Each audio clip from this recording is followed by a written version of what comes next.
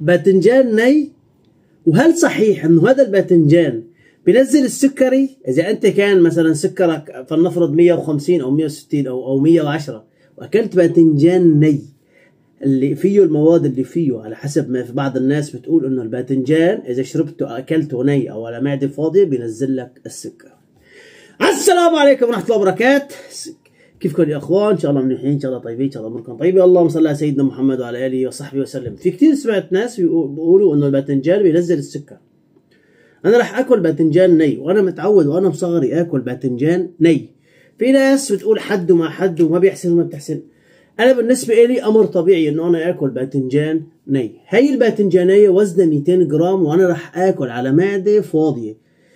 على معده فاضيه. ونشوف شو قد نسبه السكري في الدم. انا عندي نسبة السكري في الدم أنا عندي 150 والساعة 12 و5 دقايق صباحا، يعني أنا مالي أكل طاول على معدة فاضية.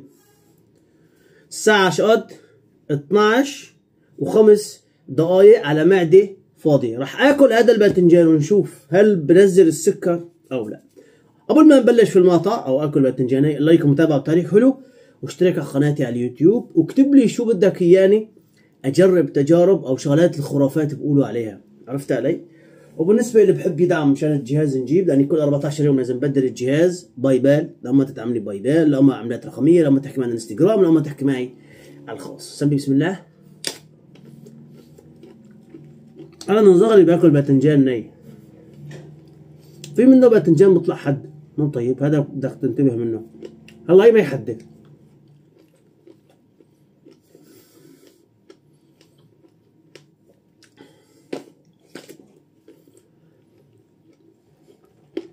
ونسرع الفيديو انا وانتم.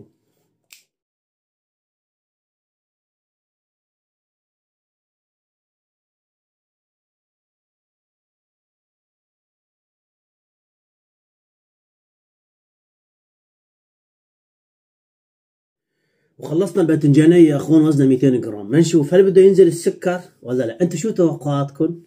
انا توقعاتي ما ينزل السكر ابدا، يعني انا بقول يعني مثل عباره عن خرافه، عرفتوا علي؟ ومنه بنشوف انه هل الباذنجان الني بيرفع السكر ولا ما بيرفع السكر او بنزل السكر. الله بنشوف مع بعض انا وانتم. يا رب تكونوا حطيتوا لايك، وبنرجع لكم بس يبلش ينزل السكر في الدم او يطلع السكري في الدم. ورجعنا لكم يا اخوان، والنتيجه بتصدم، والله العظيم تصدم وعكس التوقعات. يعني انا ما توقعت بصراحه. انتم بتعرفوا انا بلشت الساعه 12 و5، اكلت باذنجانيه وزن 200 جرام، كان سكري 150. السكر بدل ما ينزل ارتفع صار 175. بس عشان الساعه 1 تماما، يعني بعد 55 دقيقه بدل ما ينزل السكر ارتفع. شو السبب ما بعرف. انا الخيار رفع لي السكر، والباذنجان الني اللي المفروض ينزل السكر رفع لي السكر. الجواب عندكم والتعليقات بتردوا عليها، او بتردوا علي بالتعليقات، وانا ان شاء الله بشوف التعليقات. اكتبوا لي شو بدكم يعني اجرب، اكتبوا لي شو بدكم يعني اجرب. تحياتي لكم، السلام عليكم.